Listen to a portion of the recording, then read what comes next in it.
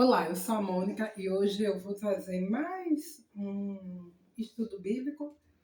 Lembrando que eu já comecei esses estudos lá na plataforma do Instagram, está um pouquinho adiantado. Aqui no YouTube eu estou me arriscando agora, mas eu vou equiparar para ficar para e passou no mesmo texto. A diferença é que lá eu faço 2 dias semanais e aqui é só um vídeo, preferencialmente no domingo, esse novo quadro do meu canal. Para quem não sabe, eu sou batista e hoje eu vou discorrer um pouco sobre o Gênesis capítulo 4, que fala sobre Abel e Caim. É engraçado, porque Caim é uma figura que até hoje pensa-se sobre ele no imaginário social criminológico. Porque se a gente for pensar na sociedade bíblica, lá no primórdio de Adão e Eva, era uma sociedade praticamente com pouca violência, né? E mesmo assim, o seu crime foi um crime tão brutal que foi se voltar para cometer aquele fato fatídico da morte do seu irmão.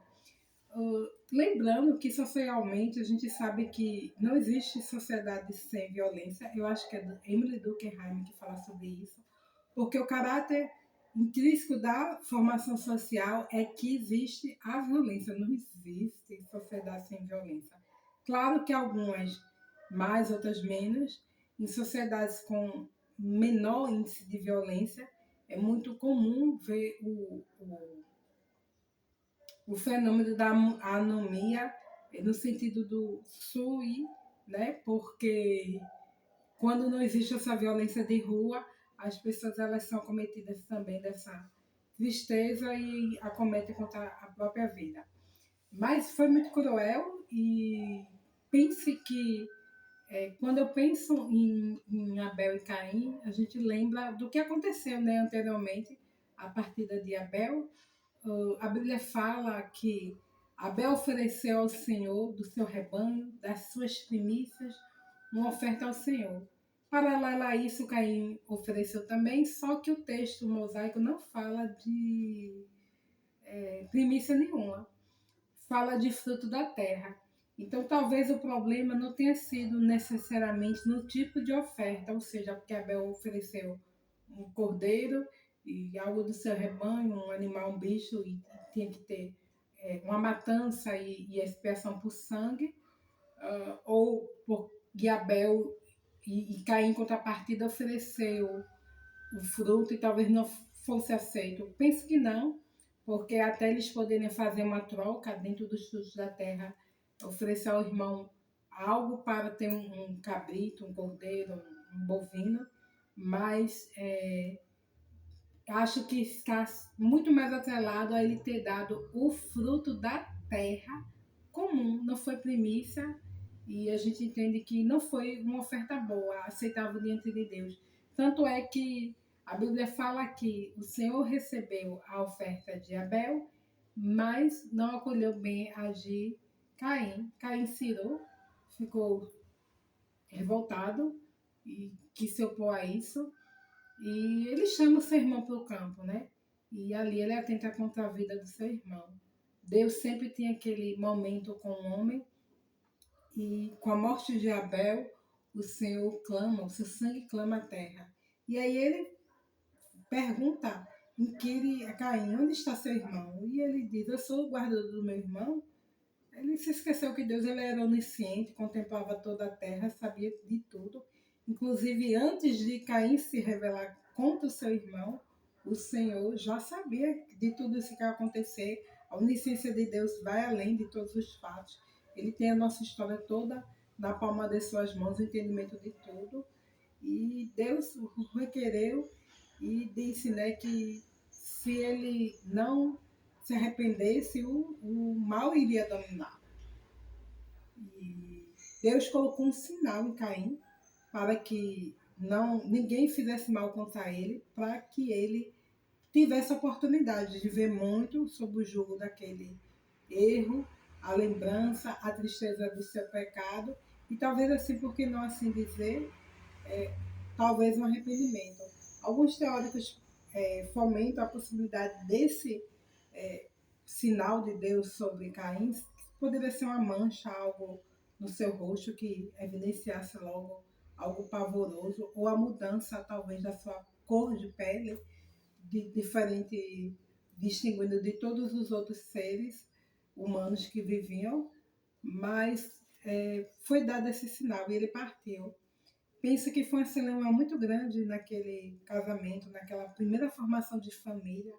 Adão e Eva já tinham um jugo de terem pecado, terem sido expulsos do, do jardim, se fadigarem com o trabalho, Eva sentir muitas dores no parto, terem como rival a serpente. E agora, além de tudo, ter a perda de 2 filhos, Abel morto, Caim homicida. Mas penso que também foi um momento deles talvez reconhecerem as consequências dos seus pecados, de terem se afastado de Deus, e penso que talvez até ali eles tinham buscado mais a Deus. Nessa dor, nesse luto, nessas perdas, nesse grande crime que aconteceu na família. O texto, ele, lá na frente, ele já mostra que Eva tem um novo filho e ela dá ele tem o nome de Sete. Sete é um número que demanda a perfeição, e depois que ela gerou Sete, disse que eles começaram a louvar o Senhor. Então ali aquela dor do que aconteceu na família já foi superada, e Sete foi um filho que trouxe muita esperança para eles, né? O texto vai avançando até o capítulo 6 de Gênesis, quando ele fala da corrupção do homem. E diz que todo homem era mau, muito mau, e quando Deus vê isso, ele começa a arquitetar o plano divino do dilúvio, né? Quando Deus fala com Adão, já lá com Moisés, Moisés não, desculpa, Noé, sobre essa perspectiva dele construir uma arca, colocar lá os animais, pregar o evangelho, dizer que a terra vai ser consumida com águas e que o homem deveria se arrepender e entrar na arca com ele. Mas esse é assunto para um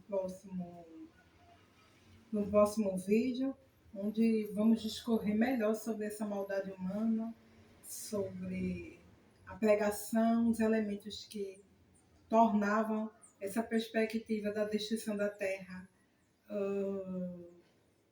difícil do homem entender, porque naquele período, eu não sei se vocês sabem, estima-se que não chovia, né? Que vinha um vapor, lá no Éden a gente já vê isso, um vapor, tipo uma neblina, né? O sereno que a gente fala, e regava a terra.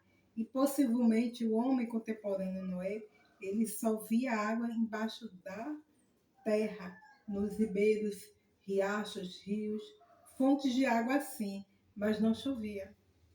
Não chovia, havia até evaporação, sim, dos rios, né? Essa neblina que surgia, mas a chuva em si, vinda do alto, aquele homem não conhecia.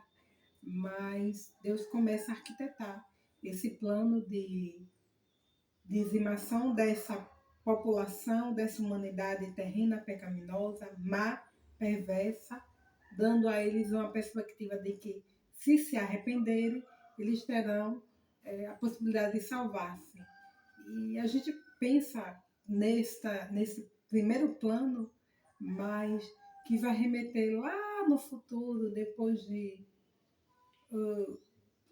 muitos anos depois, o próprio Cristo trazendo um outro projeto de salvação, e com certeza bem mais amplo e perfeito, porque não só garantiu à humanidade toda a possibilidade de se arrepender, mas principalmente que todo homem ele teria acesso direto ao Pai, através do sangue de Jesus, através do Espírito Santo Consolador, através da ligação com Cristo, em que o cristão ele pode orar diretamente a Deus, sem intermediário, e não mais fazendo esses sacrifícios de expiação de pecado.